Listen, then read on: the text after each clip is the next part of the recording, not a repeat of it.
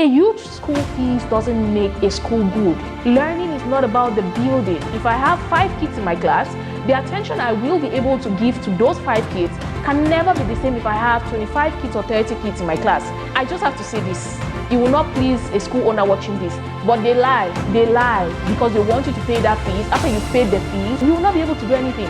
One thing that I personally have a problem with is getting kids to dance music that are not appropriate during graduations or other ceremonies. You should have your values as a parent, such that you're not doing one thing in the house and the school is doing another thing.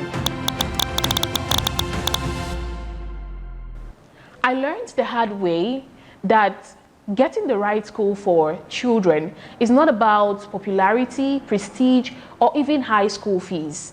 Or, worst case scenarios, even about a beautiful building.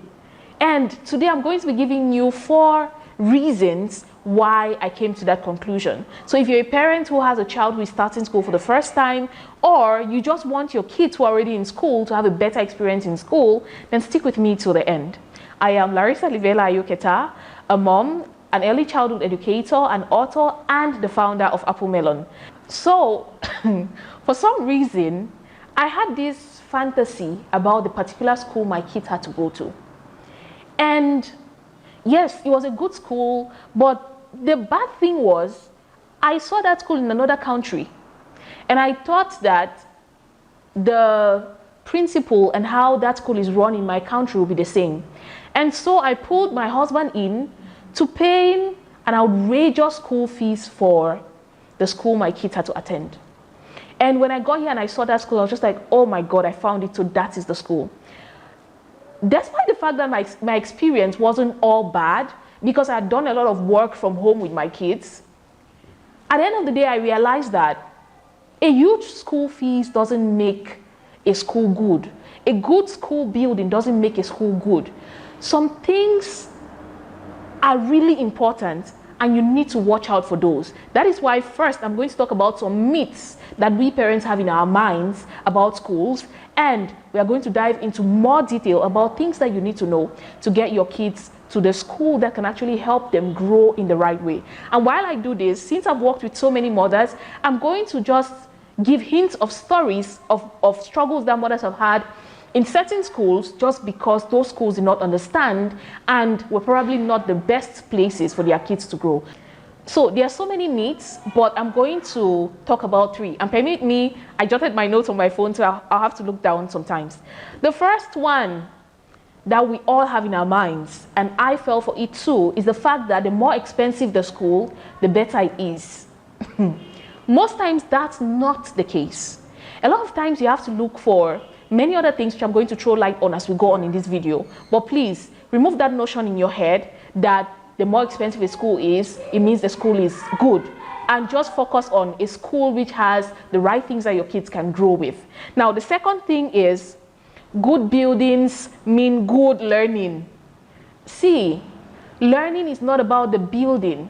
The building is usually, or most times, a facade that is put there for parents.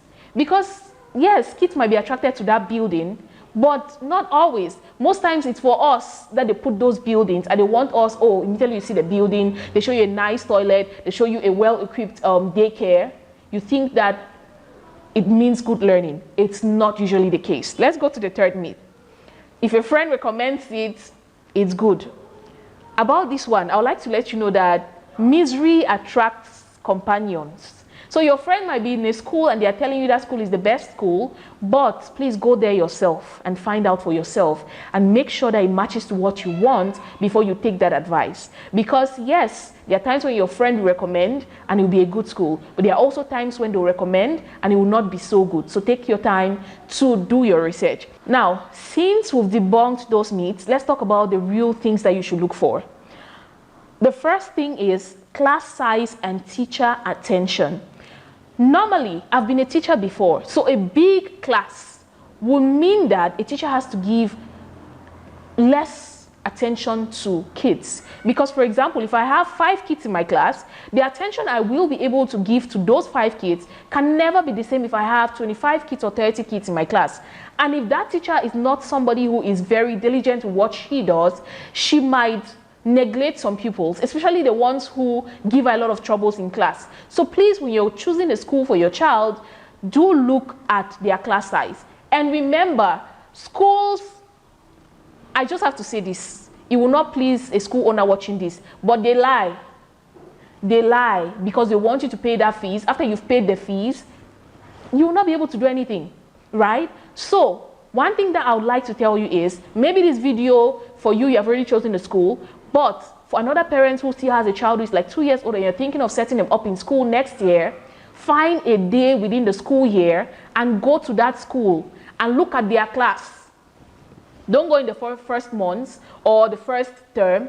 Go around second term, third term, because that's when all the kids have come and you can actually see their class size. Another thing that you want to consider is the learning approach of that school. We have different needs as parents, and usually around here there are three main learning approaches: the root learning approach, the Montessori, and the play-based learning. Do your research and read about those things to know which one you might want for your child, because each of them have their ways that they do things, and depending on your needs, you would know which one can work with your child and what you want for your child. So do your research, and when you go to the school, to help you ask the right questions, do learn about the different learning approaches so that you know which one they are going to be doing with your child, such that you're not doing one thing in the house if you're a parent who supports the child and the school is doing another thing. That can lead to confusion for the child. So ask that question and know what particular kind of teaching approach or learning approach they are using with the kids. Another very important point is discipline and value alignment. You should have your values as a parent. Normally, I don't know, if you don't have some for yourself, go research about values. You should have values as a parent and the way that you discipline your kids, such that when you go to school, you can ask them this question: please, how do you guys discipline kids here? We don't want the case where your kid comes back from school one day and has a long line on their back that the teacher has flogged them, and you're wondering, why did you guys flog my child? Did you ask the question on how they discipline? That's how they discipline, and you didn't know about it, and so it's happening to your child. Ask about it so that you know if their discipline style is one that you can deal with and their values align with yours. Around here, it might be really difficult to find a school that all their values align with yours. So if you can get a school whose values align with yours, 80%, 90%, then you can go with it. One thing that I personally have a problem with schools about, which I think that if you're a school owner and you're watching this video, please, you guys should work on this, is getting kids to dance music that are not appropriate for school, for kids' ages during graduations or other ceremonies. There are so many kids-appropriate songs that our kids can dance to. Please, if you like this particular point, leave a like on this video and leave a comment, okay? So that they can begin to hear us out. There are so many songs that they'll make our kids to dance to, which are not kids-appropriate. We are not against dancing, but we are against the message, because before they'll practice all the dancing and master the steps, they would have listened to that song at least 10 to 20 times. And imagine the information that is going into our children's minds and their heads. So make sure that your values and your way of disciplining your kids aligns with what the school is doing. Another thing which you want to consider when it comes to real factors is safety, health, and emotional support. Sometimes we think about safety, we think about health, but most times we forget about emotional support.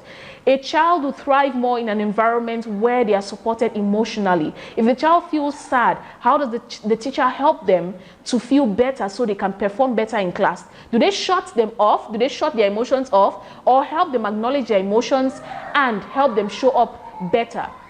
For health, you want to check if the school has an infirmary. That is a place where if a child is sick, they can actually take the child there.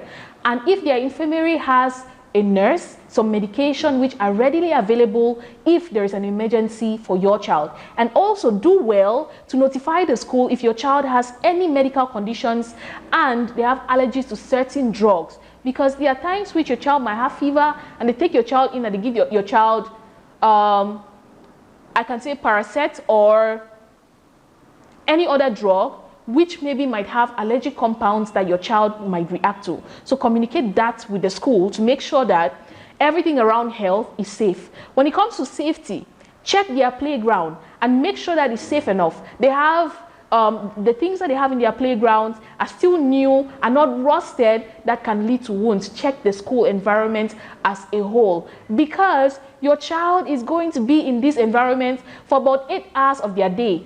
And if you do not look at these things because you're trying to not be a complicated parent, you might regret this later. So prefer that they call you a parent who, oh, this parent disturbs us too much. It's okay for them to call you those names. Your child's safety, health, and emotional well-being is very important. So take your time to do this. So the last thing I'm going to be talking about when concerning real factors to consider is sustainability and cost for your family. If you notice, I put it the last, because though it is important, it is something that you should consider after all these other things have been taken care of. Most times we'll consider this the first. Like, oh no, I'm looking for a school which is close. I'm looking for a school which is cheap.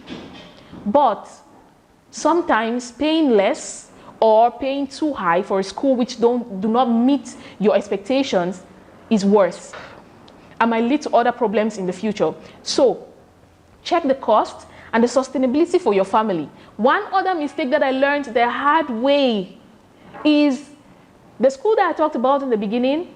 It was 2 hours drive from our home, and I still put my children in that school.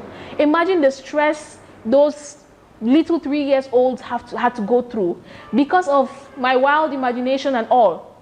2 hours to go to school, 2 hours to come back. It was so tiring. We did it for 2 years, but immediately I found a school which was better and more sustainable for my family. We switched immediately. I had learned so many things the hard way, and I don't want you to go through that. If you cannot remember anything in all the long things I've said, these 4 to 5 things that I'm going to say last can remain in your mind. The first one which can help you to prepare your child for school is to visit the school with your child once or twice or 3 times or as many times as you can before school actually starts. The second one is to observe the school environment and classrooms plus toilets thoroughly while you get there. For every of the time that you go, observe these places thoroughly and give complaints if there are certain things about these places that you do not like. Another thing is to ask teachers how they handle children crying so much or misbehaviors in their class, and give them tips that work for you in your home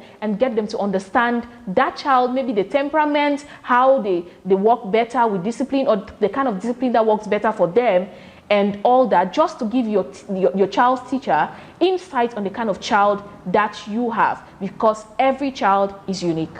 One more thing that you need to ask the teacher is how they interact with their students, because it's not just about curriculum. Sometimes relationship with the teacher matters so much to how that child will perform and even feel in that school. So dear parents, I hope with everything that I said, you've actually gotten an understanding of what you should actually be looking for in that school and some things that you can do to get the school to be a safe space for your child. Because remember, getting the best school for your child is not about the most popular or the one with the highest school fees.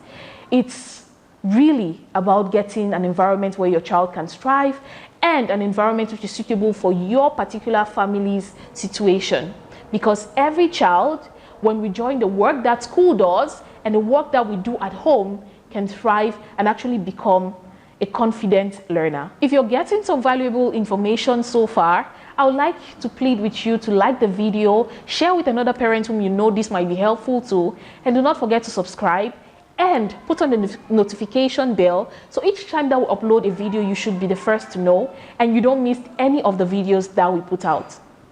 And remember, for this series, we are sharing blogs on our Facebook, WhatsApp, and Instagram channels. So if you want to know more about school readiness, please follow us on Facebook. The links would be in our description of this video. Thank you.